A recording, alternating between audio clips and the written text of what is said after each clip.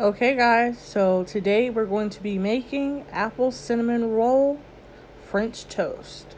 You'll only need these few simple ingredients such as fried apples in a can, 1 to 2 eggs, maple syrup, cinnamon rolls.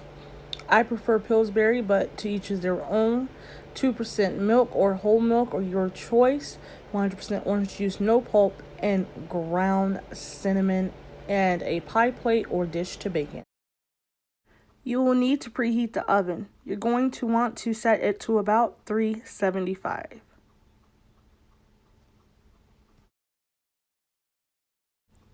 Okay, so now we're going to get our cinnamon rolls open, and I kind of always struggle with this part, so I'll just take it and knock it on my counter until I can get it open.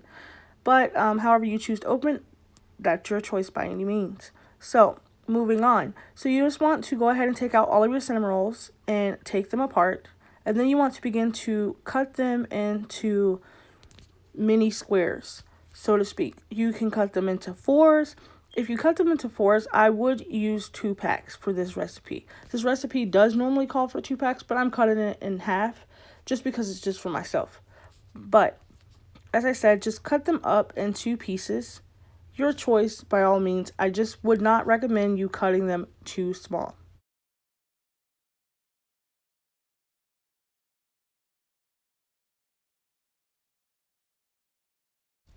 So now, whatever baking dish you have chosen to bake with, you want to lightly coat it with the oil or spray of your choice. I chose canola.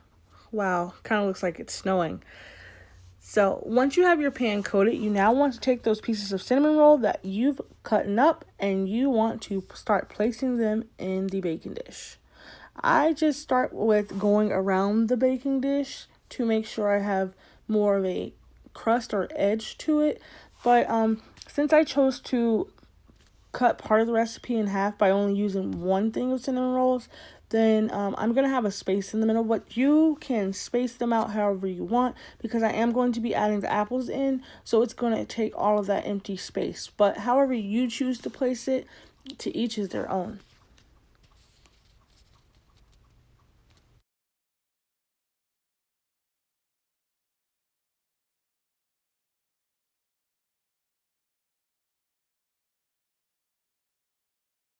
At this point, take the eggs and go ahead and crack them into your mixing bowl.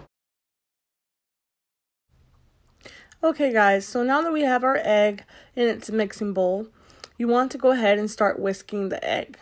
You want to whisk this egg really, really well, guys, but you don't want to over whisk the egg to where it becomes like a really, really, really foamy because you're trying to keep a smooth consistency during the baking process.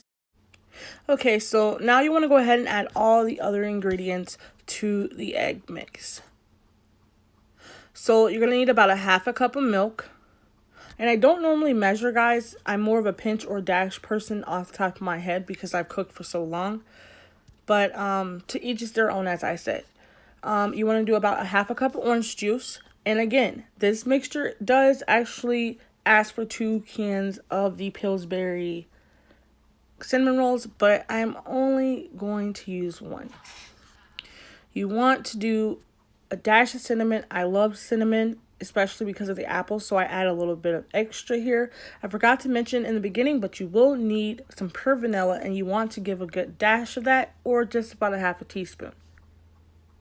Next, I'm going to do about a half a cup of the maple syrup.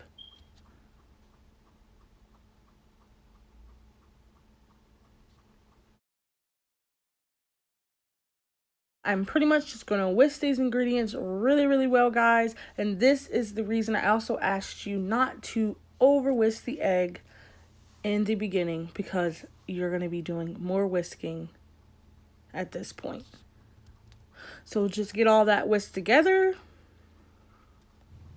Okay guys, so now that we are done mixing all the ingredients, you want to go ahead and grab your fried apples. If they're not open, you want to go ahead and get them open, and you want to start placing them in your baking dish. Please note that if you were using the 2 cans of recommended cinnamon rolls for this recipe, you would want to use a bigger baking dish so you'd have more space to place your apples. Like I said, in this case, I'm only using 1. I love more apples than the cinnamon roll breading or dough, so to speak. So this is why I'm only using 1 can, and I used a smaller baking dish for this part of the recipe.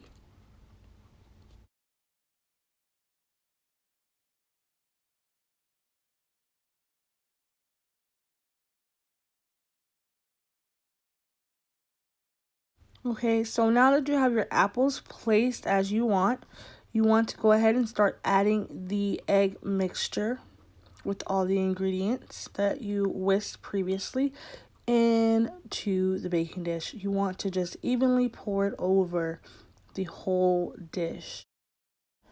Okay, guys, so once you have evenly poured it over the whole dish and you've let it settle, you want to then go ahead, if you have extra mixture, if you want to add that like I did here, go ahead.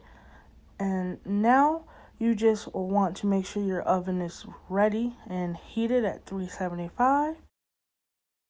Make sure you place it in the center of the rack. It should take about a total of 35 minutes to bake, but once it's golden brown and the center is done, you want to go ahead and take this dish out.